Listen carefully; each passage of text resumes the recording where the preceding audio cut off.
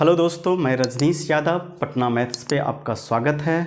और आज हम थ्योरी से रिलेटेड टॉपिक लेके आया हूँ जो कि बहुत इम्पोर्टेंट टॉपिक है।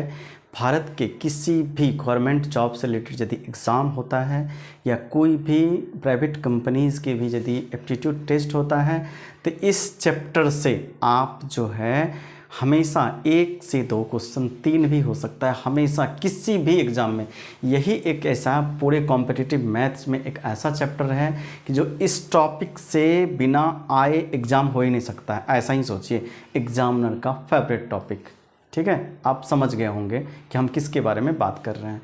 कोई एग्ज़ाम ले लीजिए जो इससे सवाल नहीं आए, ऐसा हो ही नहीं सकता है। तो ये चैप्टर कौन सा हो सकता है? आपका SI एंड CI। ठीक है, हाँ, simple interest and compound interest. ठीक है, साधारण ब्याज और चक्रवृद्धि ब्याज। तो साधारण ब्याज से रिलेटेड मैं पहले वीडियो ला चुका हूँ। देन आफ्टर आज हम बताएंगे आपको कंपाउंड इंटरेस्ट के बारे में। और हाँ, कंपाउंड इंटरेस्ट आपको आज हम इस तरह से बताने जा रहे हैं कि आप यदि ये वीडियो कंप्लीट देख लिए, हो सकता है 1 से 2 या 3 वीडियो में पूरा चैप्टर अच्छी तरह बता सकें। ठीक है, और यदि आप इस पूरे सीरीज़ के 2-3 वीडियो जो भी आएगा इसका कंप्लीट आपने देख लिया, ज़िंदगी में फिर कभी भी CI से रिलेटेड कोई भी वीडियो देखने की ज़रूरत ही नहीं पड़ेगा और आपको सारे सवाल मौखिक बनेगा। CI का स्टूडेंट्स का सबसे टफेस्ट टॉपिक में CI भी है। ठीक है, हाँ, और CI का सबसे आसान होने जा रहा है आपको। ठीक है, मतलब कि आप यदि मेरा ये वीडियो देख लिए, मैं वादा करता हूँ कि आपको कहीं कहीं से कुछ देखने की पूरा ज़िंदगी नहीं पड़ेगा और आप पलक झपकते ही CI का सवाल बना सकते हैं। अब इसका रीज़न ये है कि हम आपको CI अर्थात जो है चक्रवृद्धि ब्याज निकालने का 5 से 6 तरीका बताऊँगा। वो 5 से 6 तरीका कैसे अप्लाई करना है वो डेटा पे डिपेंड करेगा कि मेरा डेटा फ्रैक्शन में दिया है या टेंस के मल्टीपल में दिया है। ठीक है, या भिन्न में, या जो है बहुत ज़्यादा पॉइंट में 2-3 दशमलव तक में दिया है। किस तरह दिया है वो डेटा पे डिपेंड करेगा कि कौन सा मेथड लगाएंगे। क्योंकि आप कोई एक मेथड जान के यदि थोड़ा सा डेटा कॉम्प्लिकेटेड किया तो आप बहुत बड़े कैलकुलेशन के उलझन में फंस जाएंगे, जो कि आपको टाइम लगा देगा। बनना तो है ही, बना तो आप लोग मैट्रिक इंटर किए हैं, ग्रेजुएशन किए हैं, तो श्योर है आप किसी भी सवाल को बना दीजिएगा। लेकिन बनाने का एक टाइमिंग होता है। ठीक है, कि आपको बनाना 1-2 मिनट में नहीं है, कुछ सेकेंड में बनाना है आपको सवाल। ये बहुत मायने रखता है। तो चलिए आज हम अपना बेस्ट देने का कोशिश करते हैं। सबसे पहले देख लीजिए, ठीक है, कि CI कंपाउंड इंटरेस्ट होता क्या है। ठीक है, हाँ, होता क्या है कि जैसे मान लीजिए कि आपने 200 रुपया, ठीक है, या 100 ले लीजिए, क्योंकि एग्जाम्पल समझने के लिए एग्जाम्पल जो लिया जाता है बिल्कुल इजी, जिससे कि आपको हर एक स्टेप ट्रांसपेरेंट दिखे। हाँ, हम लेते हैं कि 100 रुपया जो है हम बैंक से लिए। बैंक ने बोला कि आपसे हम रेट लेंगे 10%। ठीक है, 10% के रेट से। अभी नहीं बोला है कि साधारण ब्याज या क्या, 1 साल के लिए। 1 साल के लिए यदि 10% के रेट से लिए, 1 साल बाद यदि लौटाना होगा 100 प्लस 100 का 10%। कितना होगा? 100 का 10% 10, अर्थात मुझे लौटाना जो होगा 100 प्लस 10, 100 का 10%, अर्थात 110 रुपया मुझे लौटाना होगा। ये जो है, ये 10 रुपया एक्स्ट्रा क्या है, अर्थात 10 रुपया एक्स्ट्रा जो है मेरा यही ब्याज है। 10 रुपया के रेट से 100 रुपया का 10% के रेट से 10 रुपया ब्याज हुआ। हाँ, ठीक है, उसके बाद यहीं से अंतर होता है साधारण ब्याज और चक्रवृद्धि ब्याज में। फर्स्ट ईयर तक साधारण ब्याज और चक्रवृद्धि ब्याज हमेशा सेम आता है। कभी भी आपको ऐसा सवाल नहीं आएगा कि 1 साल में चक्रवृद्धि ब्याज और साधारण ब्याज के बीच का अंतर कभी नहीं पूछेगा। क्यों? क्योंकि 1 साल में जितना साधारण ब्याज होता है उतना ही चक्रवृद्धि ब्याज होता है, अर्थात दोनों का अंतर 0 होगा। ठीक है, हाँ, मेन है कि चक्रवृद्धि ब्याज लगना जो स्टार्ट होता है, ठीक है, जब लोगों ने अर्थात आप पैसा जब नहीं देने लगते हैं कि जिसने भी पैसा लिया वो जल्दी लौटा दे, उसके लिए जो है कुछ कंडीशन दे देता है कि आप यदि 1 साल में लौटाए तब तो 100 का 10% ही लेंगे।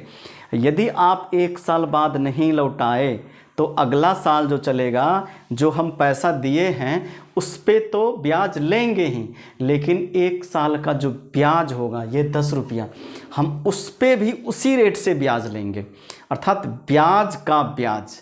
इसीलिए इसको बोले चक्रवृद्धि ब्याज। ठीक है, चक्रवृद्धि ब्याज। हाँ, मतलब ब्याज पे ब्याज, ब्याज पे ब्याज। फिर तीसरा साल नहीं दिए तो जो दिए हैं उस पे लेंगे ही। हाँ, पहला साल के भी ब्याज, दूसरा साल के भी ब्याज, दोनों पे हम उसी रेट से ब्याज लेंगे। हाँ, दैट इज चक्रवृद्धि ब्याज। अब देखिए दूसरा साल, सेकेंड साल क्या होगा, हमको 110 रुपये का 10%, ठीक है, अर्थात कितना होगा 11 रुपया। अब 110 रुपया तो देना ही होगा, सेकेंड साल का 11 रुपया ब्याज देना होगा, अर्थात 121 रुपया हमको पेड करना होगा सेकेंड ईयर। लेकिन साधारण ब्याज में क्या होता था, हाँ, फर्स्ट ईयर में 110, फिर से 10, फिर से इस ब्याज पे ब्याज नहीं लेता था, फिर से यही 100 पे ही, इस 100 का ही 10%, फिर इस 100 का ही 10% यहाँ पे फिर से 10 रुपया, 110 प्लस 10 अर्थात 120। ठीक है, देखिए साधारण ब्याज 2 साल का 120 रुपया और चक्रवृद्धि ब्याज जो है 2 साल का 121 रुपया। तो सवाल में पूछ देता है कि 2 साल के बाद साधारण ब्याज और चक्रवृद्धि ब्याज के बीच का अंतर क्या होगा। तो अंतर देखिए यहाँ पे साफ साफ दिख रहा है हमको, यहाँ पे 120, यहाँ पे 20 रुपया ब्याज है, यहाँ पे 21 रुपया ब्याज है, अर्थात 1 रुपया का अंतर है। यही मेरा CI माइनस SI हुआ जो कि सवाल पूछता है। ठीक है, इस तरह के सवाल पूछता है। अब देखिए इसमें कुछ कुछ टर्म होता है जो कि जनरली लोग यूज करता है, वैसे आप कोई भी टर्म यूज कर सकते हैं पर्सनली, ठीक है, लेकिन जनरली जो बुक सब यूज करता है वो थोड़ा टर्म देख लीजिए। देन आफ्टर हम लोग जो है चक्रवृद्धि ब्याज निकालने का अलग अलग तरीका सीखेंगे और फास्टेस्ट तरीका सीखेंगे। तो चलिए देखते हैं टर्म क्या होता है कि जो पैसा आप चक्रवृद्धि ब्याज या ब्याज से रिलेटेड समय ये सब कब लगता है, जब आप किसी से कर्ज लेते हैं। ठीक है, आप कर्ज के रूप में जो रुपया लेते हैं किसी से या किसी को कर्ज देते हैं, हाँ, वो स्टार्टिंग का जो पैसा होता है वही आपका मूलधन कहलाता है, अर्थात उसको क्या बोलेंगे, मूलधन, प्रिंसिपल।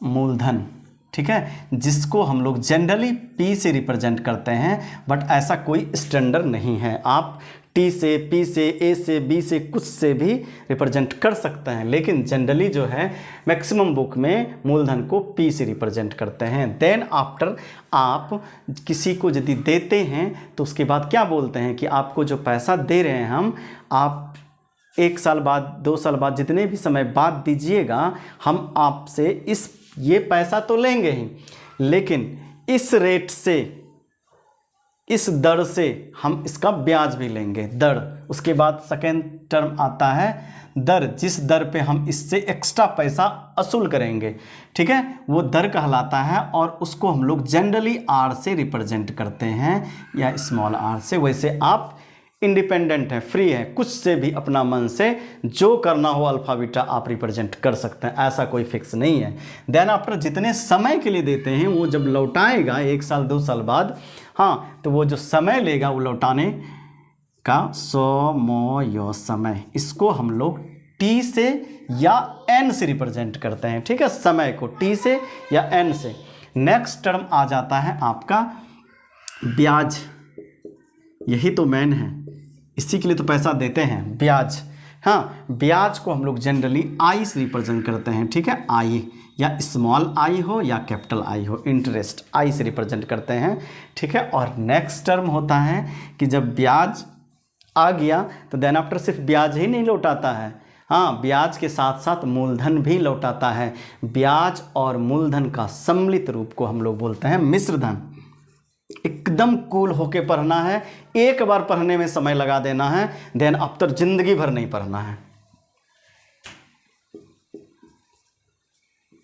मिश्र धन, मैंने क्या बोला कि ब्याज और, अर्थात P प्लस I, इसी को हम लोग क्या बोलते हैं, मिश्रधन, जिसको कि जनरली हम लोग A से रिप्रेजेंट करते हैं, बट ऐसा कोई फिक्स है नहीं। ठीक है, तो ये सारे टर्म आपको बार बार देखने को मिलेगा इस चैप्टर में। ठीक है, और एक इसका फॉर्मूला भी होता है। ठीक है, वो फार्मूला क्या होता है, आप यहाँ पे लिख रहे हैं कि A इक्वल टू A अर्थात मिश्रधन equal to P into 1 plus R upon 100 पे पावर, आप T लिख दीजिए या N लिख दीजिए। ठीक है, कुछ भी लिख सकते हैं, ये फार्मूला होता है। इस सारे टर्म यहाँ पे लिखा हुआ है कि A क्या है, P क्या है, हाँ, और R क्या है और T क्या है। ठीक है, ये सारे टर्म लिखा हुआ है। अब आप बताएं कि ब्याज कैसे निकालेंगे। जब यहाँ पे हमें मूलधन दिया रहेगा, मिश्रधन निकल गया, ठीक है, ये दिया रहेगा, ये आप निकाल लीजिएगा इस फार्मूला से। हाँ, तो देन आफ्टर जब P को इस साइड ले जाइएगा, अर्थात I equal to A minus P, जब A निकाल लेंगे तो मूलधन को घटाएंगे मिश्रधन से, तो मेरा ब्याज निकलेगा। ठीक है, हाँ, ये हुआ आपका चक्रवृद्धि ब्याज निकालने का फॉर्मूला, जो कि हम कभी यूज नहीं करेंगे। ठीक है, इसका यूज नहीं करना है। तो फिर बनाएंगे कैसे, तो हम आपको बताते हैं। ठीक है, इसका यूज करने पे आपको ज़्यादा से ज़्यादा टाइम लगेगा, पावर में टर्म आएगा। आप सोच ही सकते हैं कि स्क्वायर करना, रूट करना, ये सब कितना टफ होता है, टाइम टेकन होता है। ठीक है, तो इसलिए ये आपको सिर्फ जानना है। हाँ, लेकिन हाँ, ऐसा नहीं कि इससे सवाल नहीं बनेगा, इससे कोई भी सवाल बन सकता है, कोई भी सवाल बन सकता है, लेकिन वो बनाने के लिए हम लोग स्कूल में बनाएंगे, कॉलेजेस में बनाएंगे, जब हमको यूनिवर्सिटी और बोर्ड एग्ज़ाम में आएगा, क्योंकि वहाँ पे हमें जितना आप अच्छे से सजा के लंबा लिखिएगा उतने मार्क्स आएगा। ठीक है, लेकिन यहाँ पे वनडे एग्ज़ाम में आपको ऑप्शन पता करना है। हम क्यों नहीं ऑप्शन से ही आंसर दे दें, जितना कम से कम मेंटल कैलकुलेशन, पेन फ्री, एकदम से पढ़ते ही आंसर दे दें, तो वो सब मायने रखता है। ठीक है, तो मैंने क्या बोला कि इसको नहीं बनाना है। देन आफ्टर अब बनाना किसको है, कैसे बनाना है, तो देखते हैं। इसको हम क्लीन करते हैं। ये सारे टर्म आप रिमाइंड रखिएगा। जो फ्रेशर हैं, जो पहले से पढ़े हुए हैं एक दो बार, उसके लिए तो कोई बात ही नहीं। उसको सवाल में बनाने के लिए जब सवाल बताएंगे तब उसमें आपको सीखने को मिलेगा कि कम टाइम कैसे लगाते हैं। चलिए अब देखते हैं नेक्स्ट कि पहला प्रोसेस डेटा किस तरह दिया रहेगा। तो हम लोग, यदि आपको 2 साल के लिए दिया हो, 2 साल के लिए, ज़्यादातर साल के लिए, 2 साल के लिए यदि आपसे ब्याज पूछता हो, हाँ, 2 साल के लिए यदि आपको जनरली 2 साल ही पूछता है, 2 साल और 3 साल, पूरा नसीब खराब हुआ तब 4 साल। ठीक है, 1 साल तो पूछता ही नहीं है। ठीक है, या तो जनरली 90% 2 साल, 10% 3 साल का, ठीक है, और 4% 0.001% एग्जाम में पूछता है कि 4 साल का ब्याज बताइए। ठीक है, क्योंकि उसको पता है कि जो बच्चा बेसिक से बनाएगा, पावर 4 देगा, तो उसका डायरेक्ट फार्मूला बच्चे को याद ही नहीं रहता है। ठीक है, तो चलिए 2 साल के लिए आप शॉर्ट्स में कैसे बनाइएगा कि पहले आपको एक रूल बताता हूँ कि एग्रीगेट मेन है कि हम चक्रवृद्धि ब्याज को परसेंटेज में कन्वर्ट कर लेंगे कि 2 साल के बाद हमको कितना मूलधन का कितना परसेंट लौटाना होगा, ये ज्ञात करेंगे। ठीक है, एग्रीगेट परसेंट, नेट परसेंट कितना, पैसा कितना लौटाना, ये नहीं, पैसा तो निकल जाएगा। हम कोशिश करेंगे कि परसेंटेज में कन्वर्ट कर लें कि 2 साल के बाद हमें कितना परसेंट लौटाना पड़ेगा। ठीक है, नेट परसेंट 3 साल के बाद हमको कितना परसेंट लौटाना पड़ेगा, वो पता करेंगे। जब परसेंटेज पता होगा तो मूलधन से परसेंटेज निकाल लेंगे गुना करके। ठीक है, तो नेट परसेंट, ठीक है, पहला क्या है, नेट परसेंट निकालना, नेट परसेंटेज निकालना है, नेट परसेंट निकालना है। ठीक है, नेट परसेंट निकालना है जब 2 साल के लिए। अब आपको सवाल आता है, और इस तरह का जो ये फार्मूला बता रहे इस तरह का तब लगाएंगे, हाँ, जब आपको जैसे 10%, 20%, 5%, 25%, ठीक है, उसके बाद 12%, हाँ, फ्रैक्शन में नहीं हो, इंटीजर में परसेंटेज पूछे तो आप जो अभी बताने जा रहे हैं इससे आप सबसे फास्ट में बना सकते हैं। ठीक है, हाँ इंटीजर में पूछे, इस तरह का डेटा देखते ही आप ये लगाइएगा। देन आफ्टर फ्रैक्शन में क्या रहेगा उसके लिए भी हम बताएंगे, ठीक है। तो पहले बता देते हैं कि यदि इस तरह का रेट दे आपको कि इस रेट से हम दे रहे हैं और भी 15%, ठीक है। हाँ तो देखिए इसके लिए हम लोग नेट परसेंट 2 साल के लिए निकालने के लिए क्या करेंगे, हाँ A plus B plus A into B upon 100, ये सवाल है नेट परसेंटेज, 2 साल का नेट परसेंटेज निकालने के लिए। और ये फार्मूला बार बार नहीं लिखना है, एक बार देख लिए खाली A plus B plus A into B upon 100, बस एक बार देख लिए, ऐसा नहीं कि बार बार लिख के वैल्यू रख रहे हैं। हाँ अब देखिए इस फार्मूला पे आप एक एग्जाम्पल लेता हूँ, मौखिक एग्जाम्पल। हाँ आपको बोला कि कोई जो है आदमी 10% के रेट से, हाँ 10% के रेट से 600 रुपया, 600 रुपया, एकदम सवाल ध्यान से सुनिए, 600 रुपया हम किसी बैंक से 10% के रेट से 2 साल के लिए लिए, तो चक्रवृद्धि ब्याज क्या होगा। मेन तो ब्याज ही निकालना है, वही वाला जो एक्स्ट्रा मिलता है प्रॉफिट, उसी के लिए तो पैसा देते हैं, मेन टर्म ब्याज ही है, ज़्यादातर ब्याज, ठीक है। हाँ चलिए तो हम क्या करेंगे कि मैंने क्या बोला कि 10% के रेट से हम लिए हैं और टाइम क्या है मेरा, हाँ टाइम क्या है मेरा, टाइम 2 साल के लिए। तो हमें पूछ रहा है आई इंटरेस्ट पूछ रहा है, तो हम निकाल लेते हैं नेट परसेंटेज। नेट पर ये सब टर्म लिखेंगे नहीं एग्जाम में, सिर्फ पढ़ेंगे। नेट परसेंटेज कितना होगा, ठीक है, जो कि 2 साल बाद कितना परसेंट मूलधन का लौटाना होगा। उसके लिए A प्लस बी, देखिए 10 प्लस B का वैल्यू भी 10 है, ठीक है, क्योंकि फर्स्ट साल भी 10 सेकेंड साल भी 10, प्लस 10 इंटू 10 अपॉन 100। यहीं पे बोलता कि फर्स्ट ईयर 10%, सेकेंड साल हम 20% के रेट से चक्रवृद्धि ब्याज, तो A का वैल्यू 10 रखते, B का वैल्यू 20 रखते, 10 इंटू 20 अपॉन 100 करते, ठीक है। बट यहाँ पे बोला है कि नहीं थ्रो आउट 10% 2 साल तक।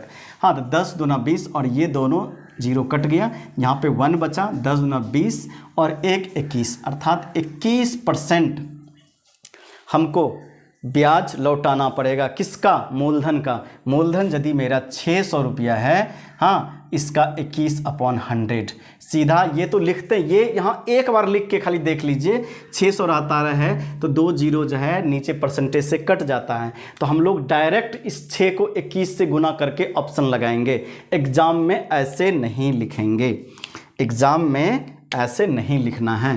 प्रैक्टिस में आपको ये सब चीज़ देख लेना है कि यदि 600 का, 800 का, 8000 का, हाँ यदि परसेंटेज पूछता है और नेट परसेंट पता रहता है, सीधा परसेंटेज से उस वैल्यू को गुना करेंगे, 2 जीरो हटा के। इसका 2 जीरो मैं हटाया और 6 से गुना किया, हाँ तो 6 एका 6 और 6 दूना 12, अर्थात 126 रुपया, 126 रुपया ब्याज हुआ, ठीक है, जो कि हमको पूछ रहा था, ये 126 रुपया हुआ, ठीक। और देखिए इसमें यदि पूछा कि नहीं टोटल अमाउंट कितना लौटाना होगा, 600 प्लस 126, अर्थात कितना होगा 726 रुपया हमें उसे लौटाना होगा, 126 रुपया का उसे लाभ देके, ठीक है।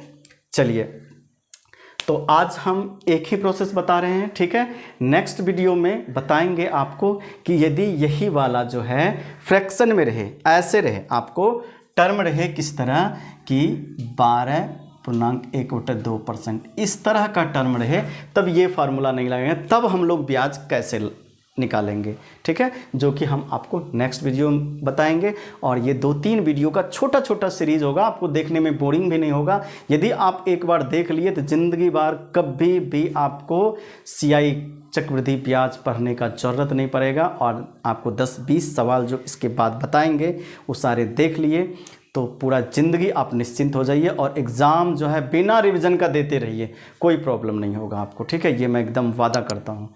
चलिए तो यदि मेरा वीडियो अच्छा लगा हो तो प्लीज़ मेरे चैनल को सब्सक्राइब कीजिए, मेरे वीडियो को शेयर कीजिए, जिससे कि ज़रूरतमंद को हेल्प हो सके। धन्यवाद।